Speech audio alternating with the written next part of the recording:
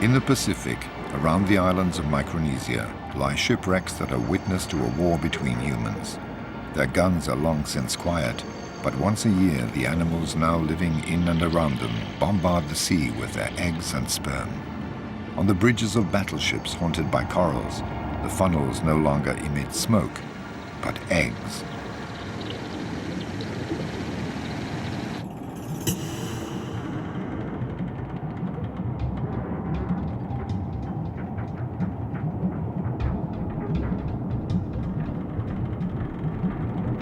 Crown-of-thorns starfish, sea urchins and giant clams, lodged like so many squatters on the wrecks, explode around the time of the spring full moon and release billions of sexual cells which will reproduce when they happen to meet.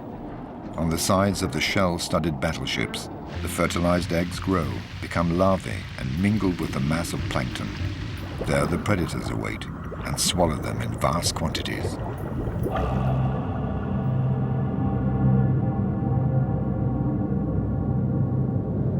The largest of these has managed to move its 10-ton bulk here for this annual rendezvous, which promises to provide it with an orgy of plankton. This 18-meter giant, the whale shark, has come with its escort.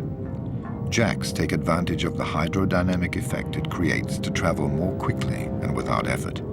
They adhere to its lips in the hope of gleaning a few scraps of food.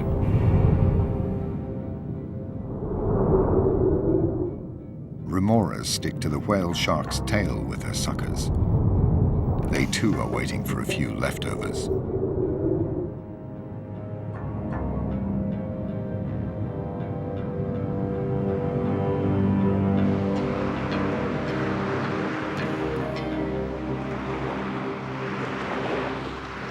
The whale shark is joined by other giants. Their perception of the electromagnetic field and their age-old instinct has enabled them to make this annual journey at the same time every year. They suck up the plankton at the surface rather like skimming the cream off milk. They greedily swallow 2,000 tons of water and plankton per hour. The water is ejected through their gills, which are fitted with filters to trap the food. Despite their 300 rows of minute teeth, they never masticate.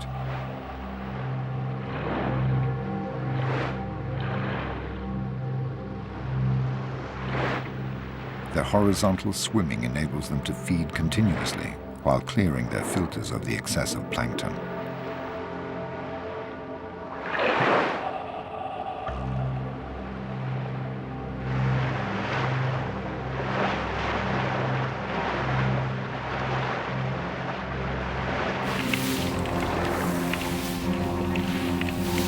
The whale shark does not feed only on eggs and larvae. It also sucks up anything that's small and has fins. Dozens of anchovy, too busy to get out of the way, are gobbled up in a single movement of the lips.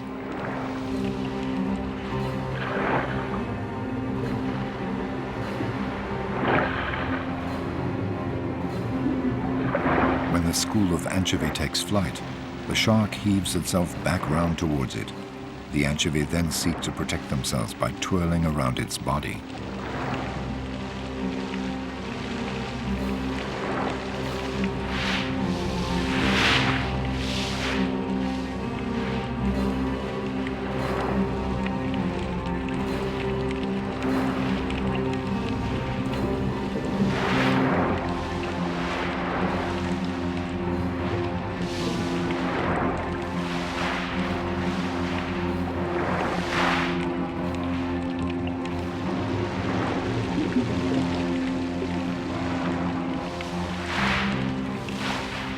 Then the whale shark straightens up vertically, and in this uncomfortable position, herds the anchovy towards the surface, trapping them there so it can snap them up more easily.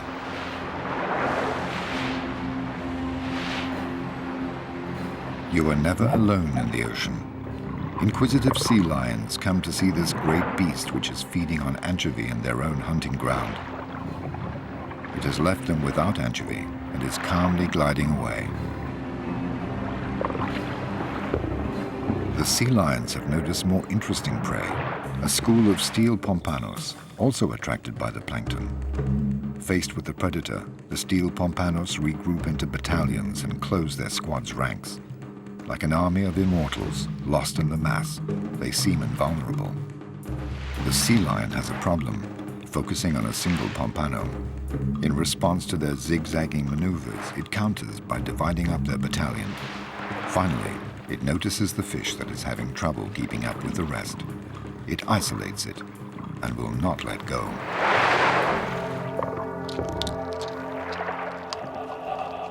The sea lion, which has no hands to seize its prey or suitable teeth to tear it to pieces, breaks it up by hitting it against the surface of the water.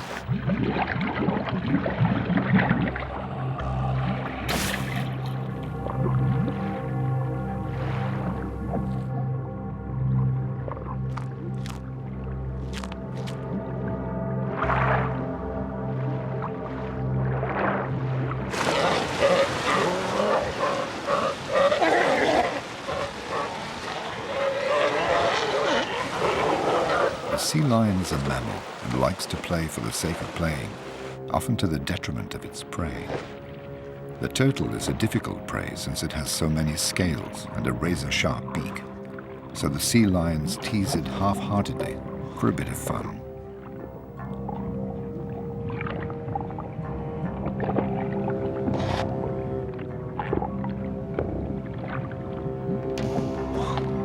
The reptile gets off lightly for the time being.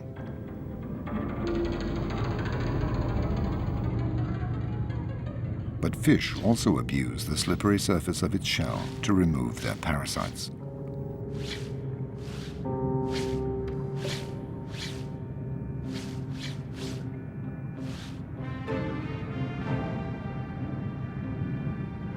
The turtle basically lives on what the reefs offer it, coral.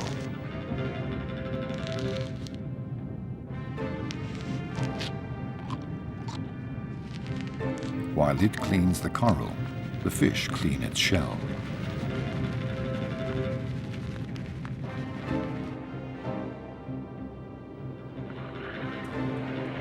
The turtle has found its favorite meal, the sea cucumber, a mollusk.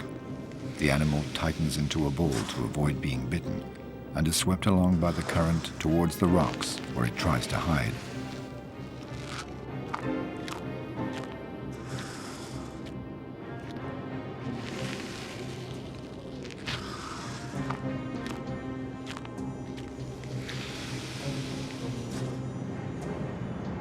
The turtle can migrate thousands of kilometers to feed or to find a mate. Coupling occurs on the surface. It's a procedure that takes time, and the turtles need to breathe.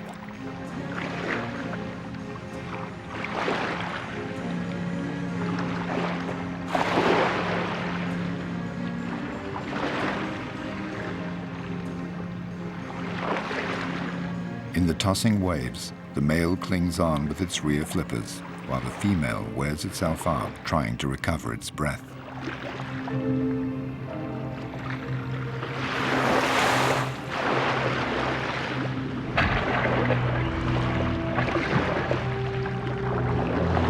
The female will cross an entire ocean to lay her eggs. She will face 1,000 predators and will often have to break using her 4 flippers in order to avoid them. But she will always end her life in the mouths of scavenging sharks. At one of the summits of this food pyramid, one solitary predator reigns supreme, the tiger shark, king of the warm waters. Always on the lookout for food, this 6-meter-long predator glides along in coastal waters near oceanic islands. If it fails to find any live prey, this fin dustbin contents itself with picking clean the dead bodies lying among the reefs. The tiger shark, a veritable hyena of the seas, is a great eater, but none too fussy about what it eats. It does not discriminate, and happily bites into everything. Large and small fish, manta ray, turtle, marine birds, sea lion, but also tin cans, boots, and even compromising papers belonging to one of Napoleon's spies. Anything that arouses its sensory receptors will provoke an attack.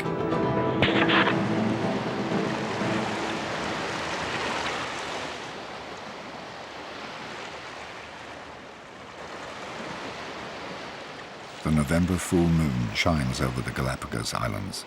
Darwin's Island is the gateway to the infinite expanse of the Pacific. 10,000 kilometers of blue, of marine currents, storms, and deadly traps. Every year, during the full moon of November and December, numerous species of fish come together and initiate their love ritual, which ends in sexual debauchery. Male jacks, attracted by the smell of the pheromones released by the females, set about pursuing them, all against one. The males give up their pursuit as soon as the female has laid her eggs, and they have had the chance to fertilize them. Billions of oocytes turn the sea cloudy and attract another giant predator, the Manta Ray. This cousin of the shark, supported on wings spanning 6 meters, swims through kilometers of schools of pelagic fish busy reproducing.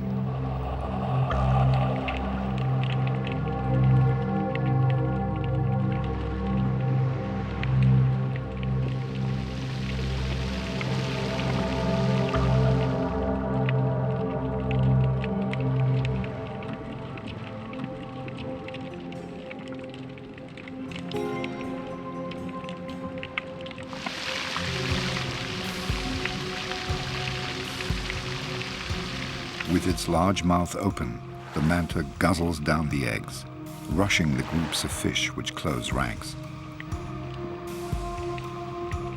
Side by side, the rays comb the sea, swallowing thousands of lives.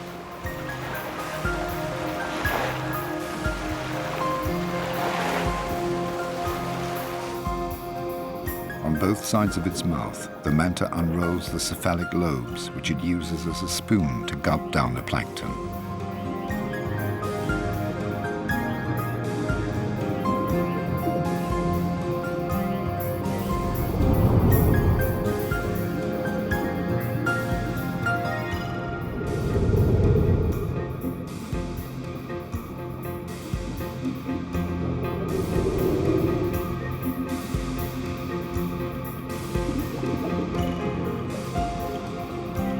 Attached by their suckers to the manta's back and belly, the remoras feed on food scraps and parasites. And on the remora's back, other parasitic fish bustle about and clean them in turn. Alongside the food pyramid, there is a cleaning pyramid.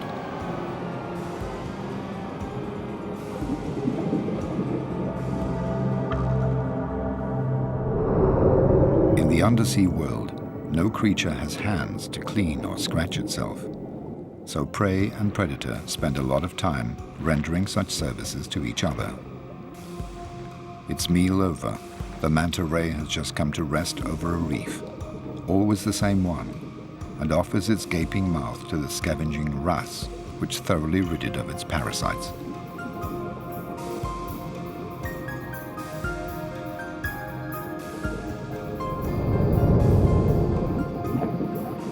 Here are the sea lions again, inspecting the manta ray's large unfurled wings with a view to turning them into a playground.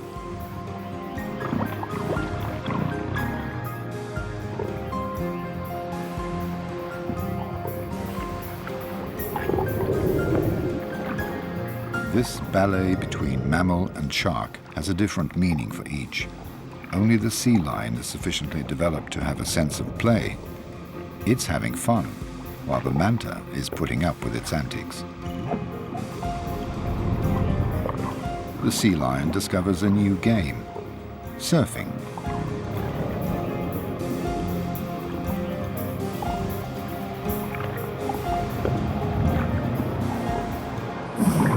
In the vast blue expanse, nothing is wasted. The manta ray's excrement makes the remoras happy.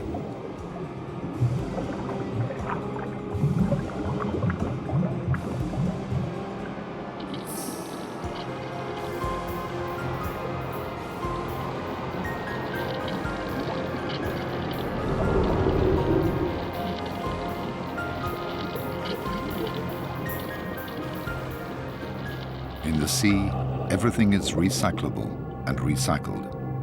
The manta ray's scraps are patiently absorbed by the mollusk.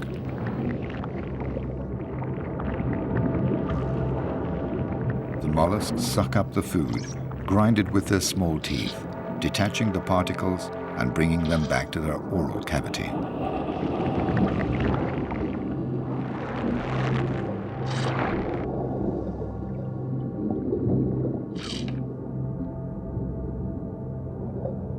All living organisms shut away among the coral, capture, catch, trap, and feed on minute particles.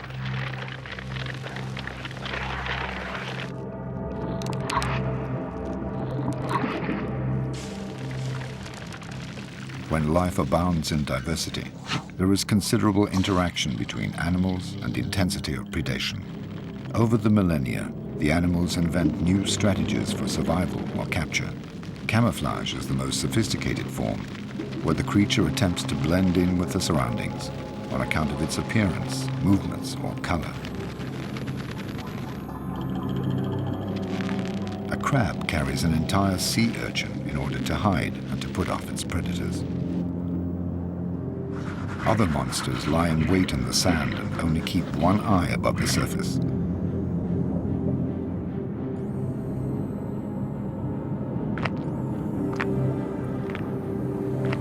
The king of camouflage is undoubtedly the octopus. It can change color at any time by simple contraction and relaxation of its pigmented cells, the chromatophores.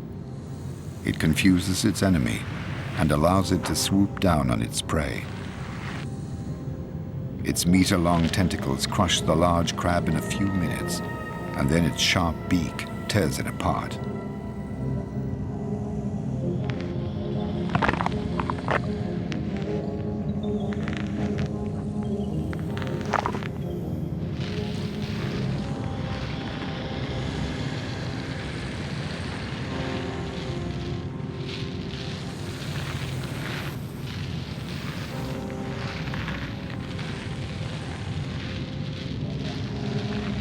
The octopus also has enemies, and they know when to surprise it.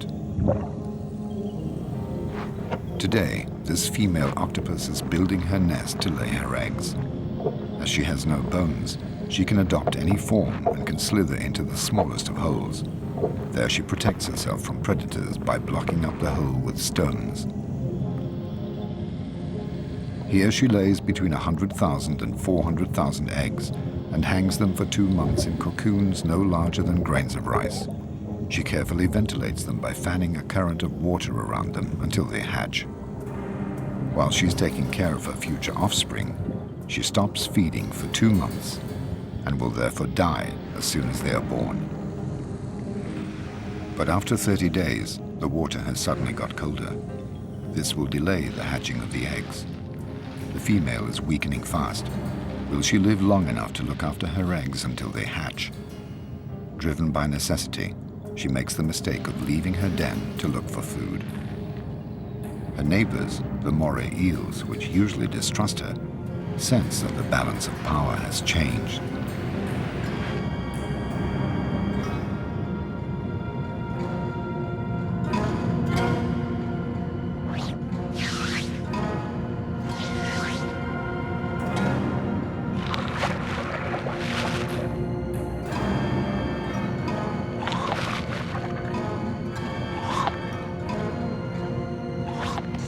The octopus's ink does not succeed in dissuading its predators.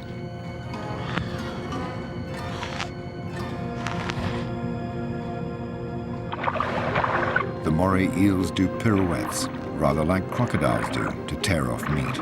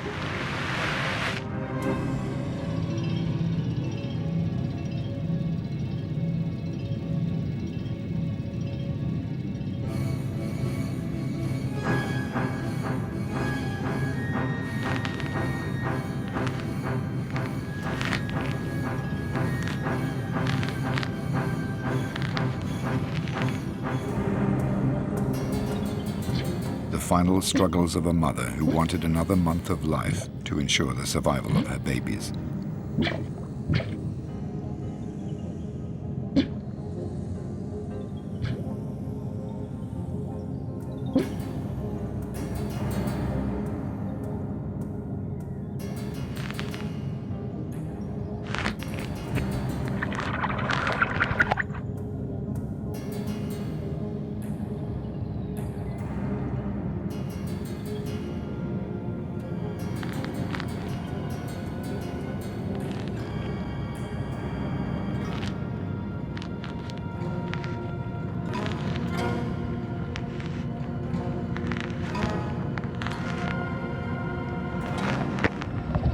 The female dies in one last cloud of ink.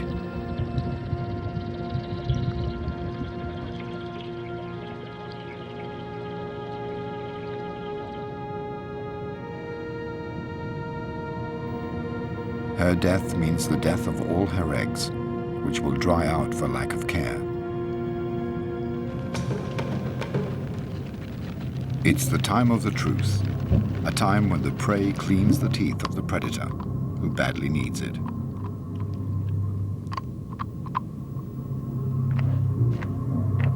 All forms of life happily participate in this symbiotic relationship. No nook or cranny is spared, even the most risky.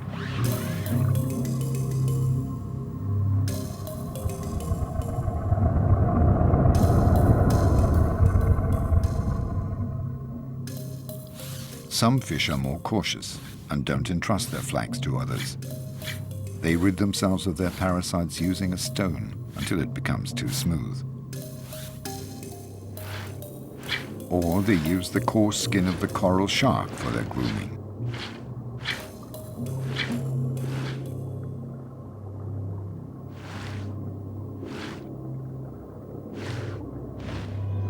The coral shark has a problem. It is not quick and agile enough to catch a healthy fish. It therefore depends on the preparatory work of other fish.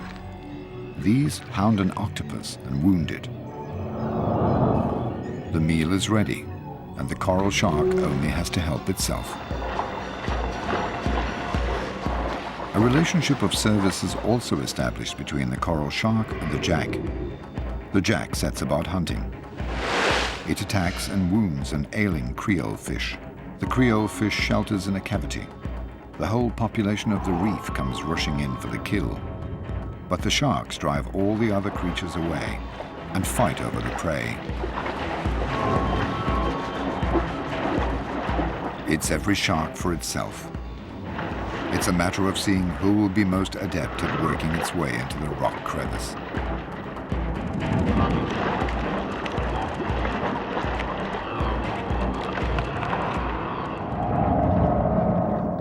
And then it's siesta time, some lying on top of others like lions, but minus the affection. Leopard rays hunt under the very eyes of their predators, but they have nothing to fear from the hammerhead sharks as long as they're not diseased or wounded. They scan the floor with their nose, which is designed to detect crabs, shells, and mollusks. They dig to unearth them and take in sand at the same time.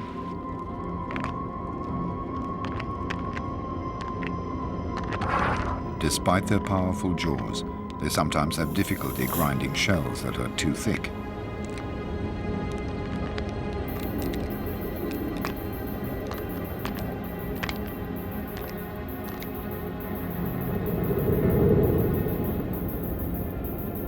And soon the schools of leopard rays will cover the sea like so many stars carpeting the sky. It's time for the killer whale to try its luck. This mammal reigns supreme at another summit of the food pyramid. It's the nightmare of the rays, because unlike the sharks, which only hunt at night, it's active day and night and needs to feed more often than sharks. It harasses the rays until they become exhausted and zeroes in on the weakest.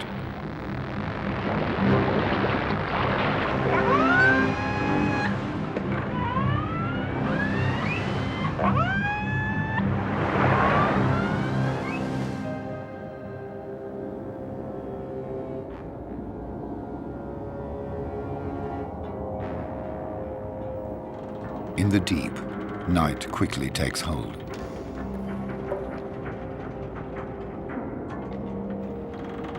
Among the debris of naval battles, another battle is played out.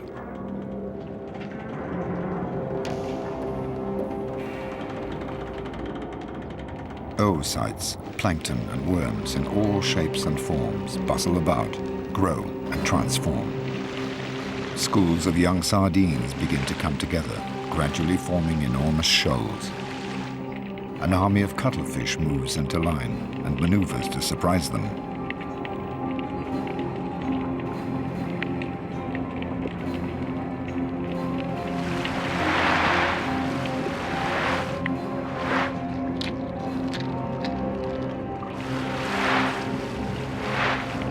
The cuttlefish has 2 tentacles and 8 arms. It launches its 2 tentacles like harpoons and stores its prey using the suckers covering its arms.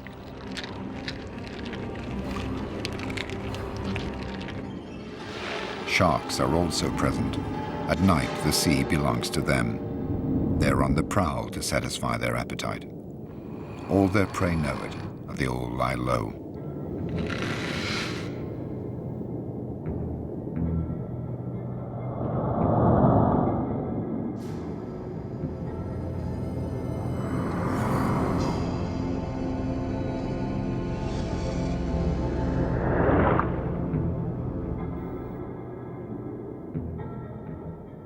Others don't bother to hide, for they are toxic and their stings are poisonous.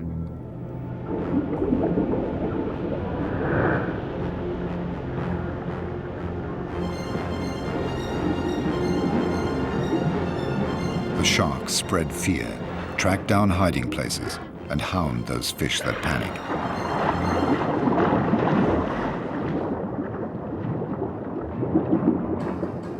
This fish has hidden itself well, but it's disturbed by a lobster.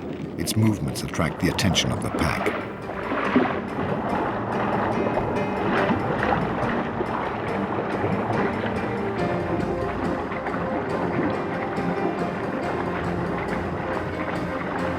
The red fish ends up being caught.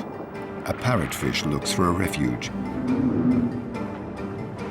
Will a mere crevice be enough to protect it from the relentless sharks?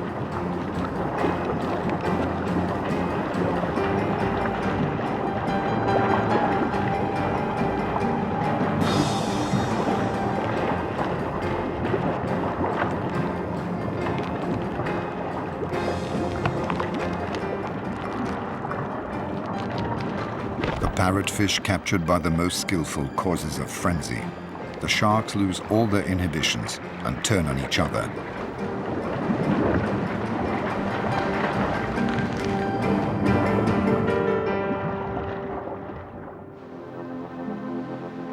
It's along the coasts of Chile and South Africa that the food chain appears in all its splendor.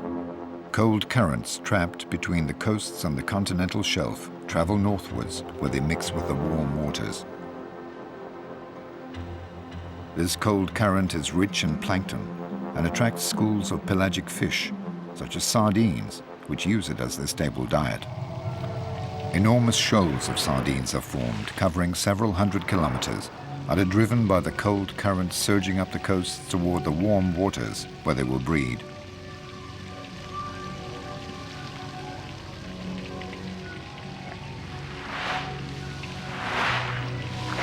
But they haven't got there yet. Their journey will turn into a genuine obstacle course.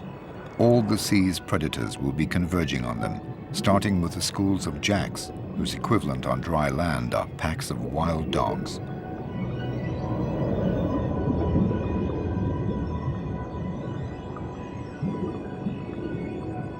Jacks are very ambitious when they're hungry. Their upper jaw contains an extra row of formidable canine teeth. They depend on their visual acuity, and so can only hunt during the day. The jacks start by forming a wall on one side, then a second wall on the other side. They channel the long ribbon of sardines, pushing the shoal to make it more compact. Then they divide it into sections.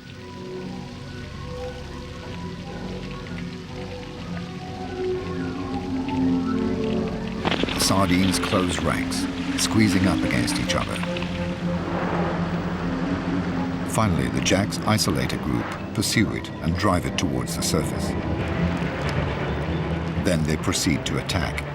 The first of the many feeding frenzies that the sardines will suffer is beginning.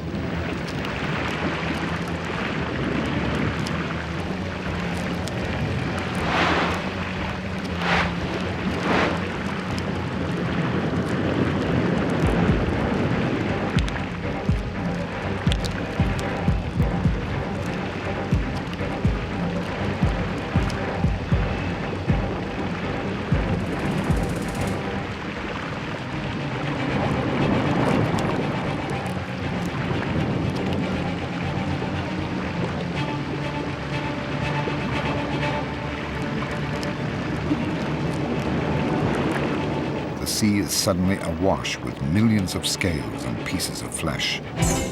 These attract manta rays, which devour the particles.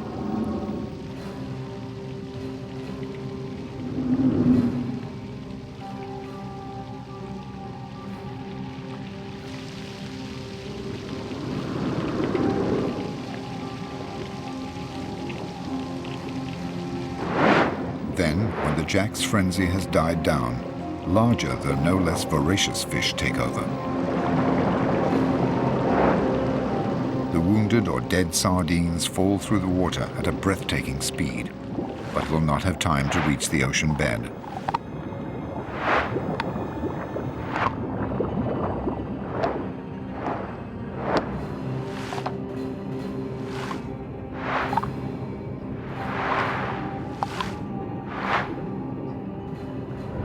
Finally, black-tipped sharks, as always, gather up the remains of the work of others.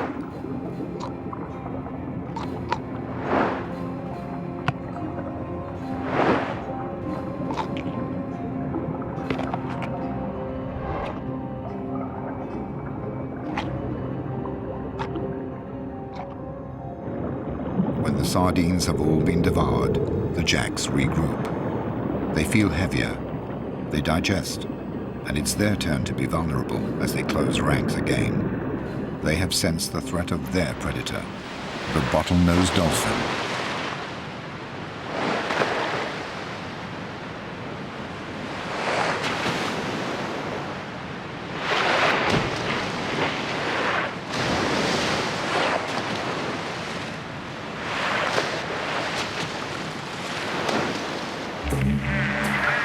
The dolphin is guided by sound.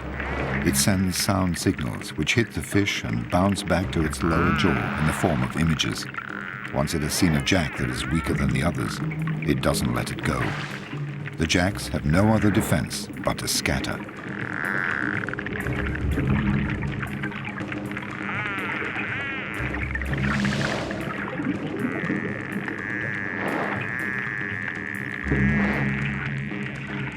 The dolphin can simultaneously snatch and swallow several fish per minute in a single movement.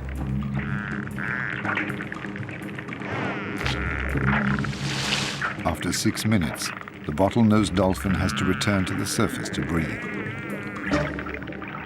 The enormous school of sardines continues its progress northwards. All the sardines are the same size and the same age. The ones at the front are better fed and can get oxygen more effectively. But they tire quickly and they're in the front line, and so more likely to be eaten by predators. And these predators, common dolphins, have come from far away, attracted by the high-frequency sounds emitted by the school of sardines.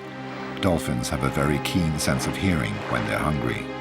Some 10,000 of them cross the dark and cold waters to pounce on a billion sardines.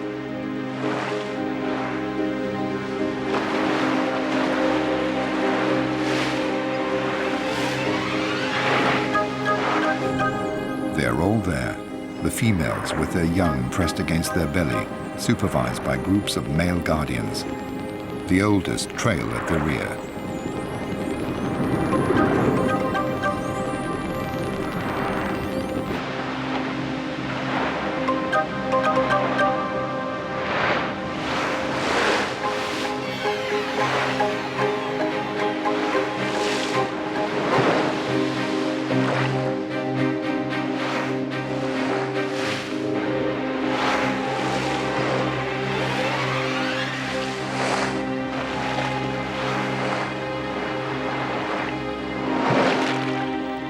have a voracious appetite.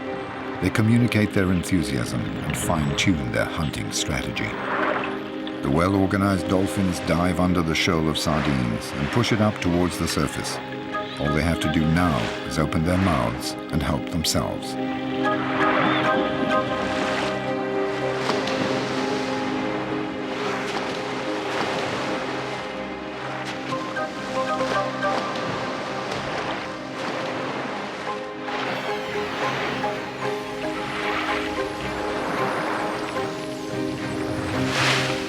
The sardines, for their part, have a common defense strategy: pirouette in complicated figures to disconcert the attackers and ensure that they always have another sardine at their side.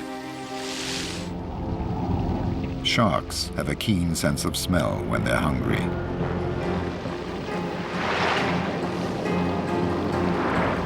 Unlike dolphins, sharks don't live in a cohesive social structure. It's every shark for itself.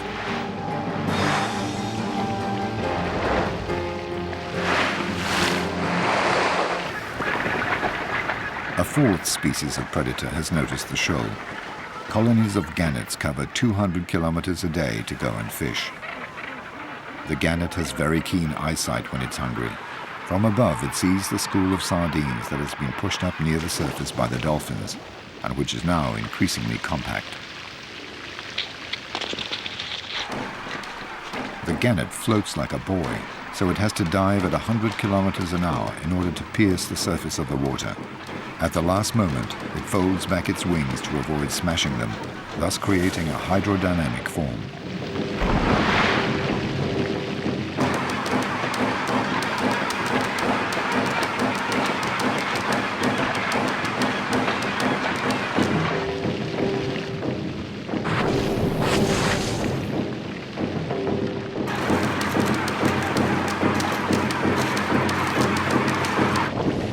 Gannets dive in successive waves, up to 30 meters deep.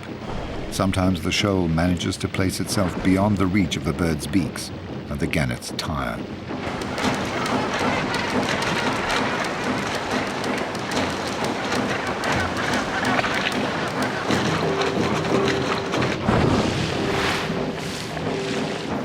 Predators arrive from all over, common dolphins guided by their sense of hearing,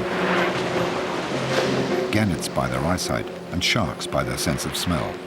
An informal alliance of predators formed for a feeding frenzy.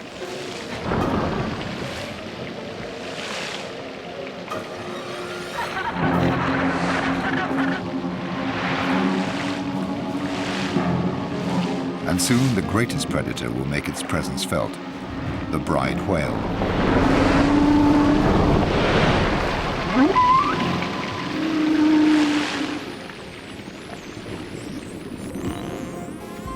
The party is over for today, and the common dolphins return to their polar waters.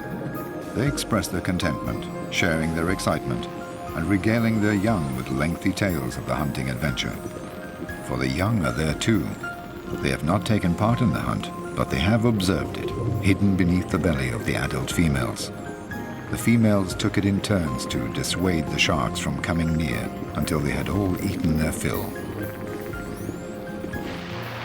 The School of Sardines, despite its losses, continues northwards and approaches the coast. It passes alongside a cliff where a sixth predator perches: the frigate bird, with its 2-meter wingspan. The king of the gliders is also king of the cowards. Unlike the gannet, the frigate bird does not secrete enough oil to protect its wings, so if its wings become wet, it sinks. It has therefore adapted its hunting method to its handicap. It is one of nature's bag snatchers.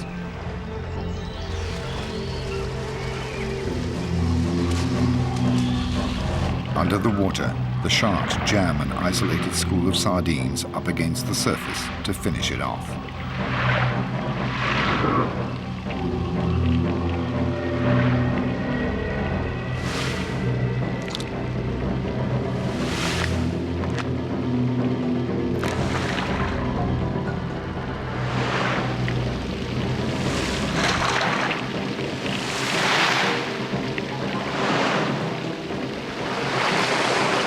The frigate birds have to sneak between the shark's teeth and the spattering of blood without getting too wet in order to capture their prey.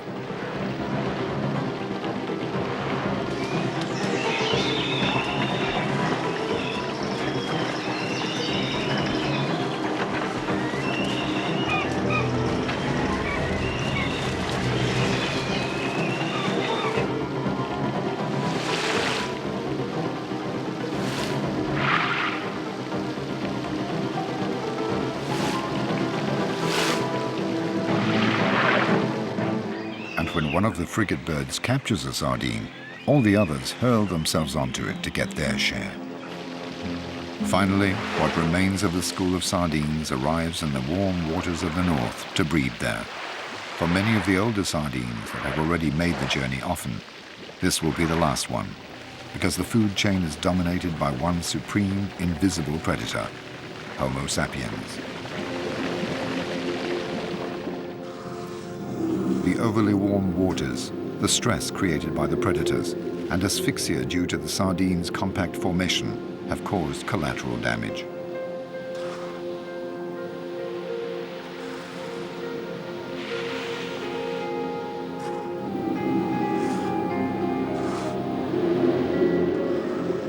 Carried along by the current, they will not go far because refuse collectors are following their tracks.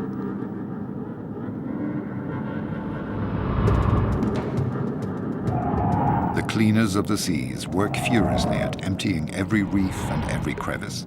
They are so excited and overworked that they become clumsy.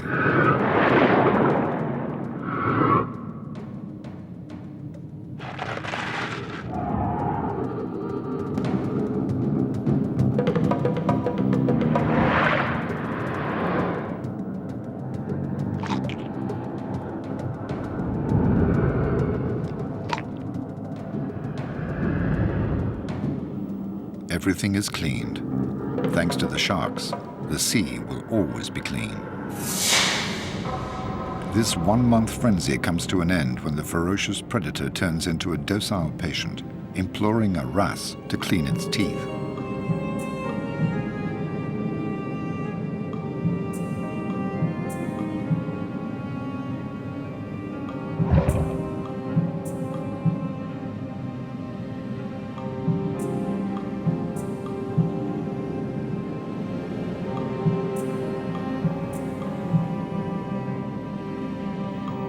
Its body is so tense above the reef that it forgets to swim and risks sinking.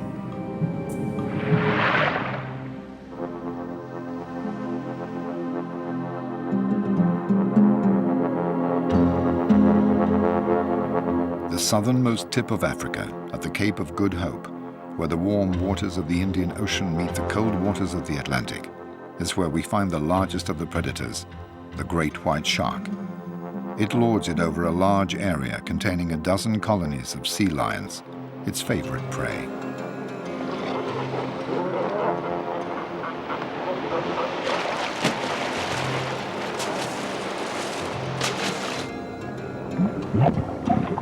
The sea lions frolic about in the kelp, which they take the opportunity to gulp down in order to fill up with vitamins. In a radius of a few meters around the island, they feel safe thanks to the shallow water. Among the panic-stricken sardines, they're enjoying themselves, playing with the cormorants.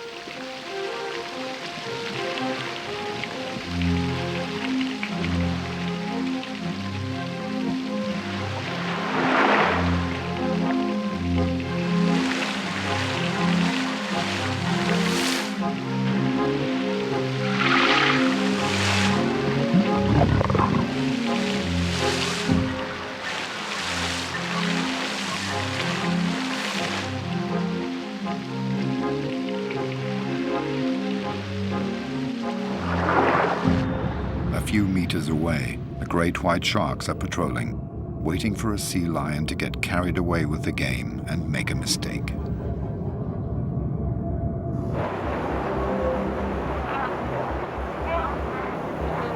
Some 20 great whites are laying siege to these 2,000 sea lions on the little island.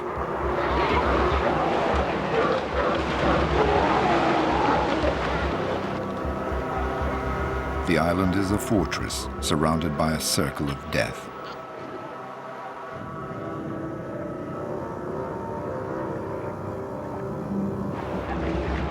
The 6-meter-long great whites glide close by the island, but don't dare penetrate the kelp which surrounds it, out of fear of getting stuck there among the rocks on account of their size. This predator and its prey have swum face to face for thousands of years.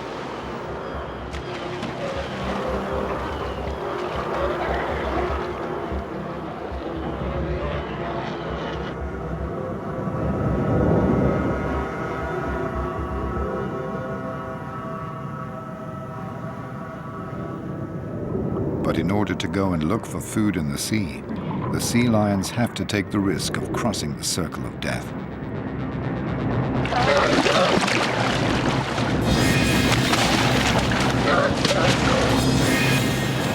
The sea lion is knocked about, but as happens every so often, it manages to escape thanks to its agility.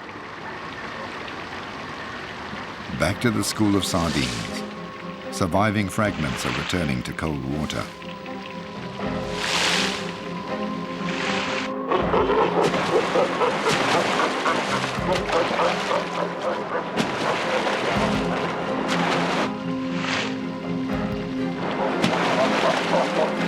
Bronze sharks, natural predators of the sea lions, join them but don't pay them any attention. But the sea lions make sure they keep behind the sharks, even nibbling at their tails by way of teasing. Now they have to cross the circle of death again to get back to their island. It's evening, the time when birds migrate and the great white shark is at its most active.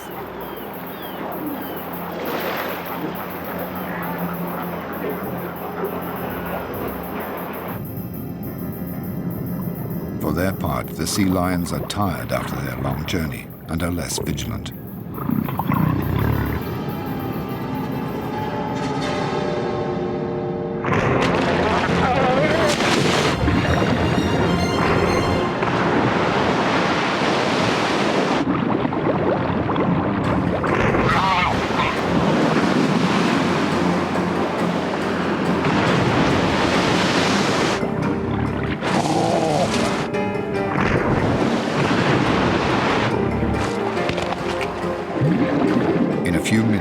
The sea has turned blood red, and the great white sharks, the summit of the food pyramid, have killed the weakest, the most absent-minded, and the most hesitant.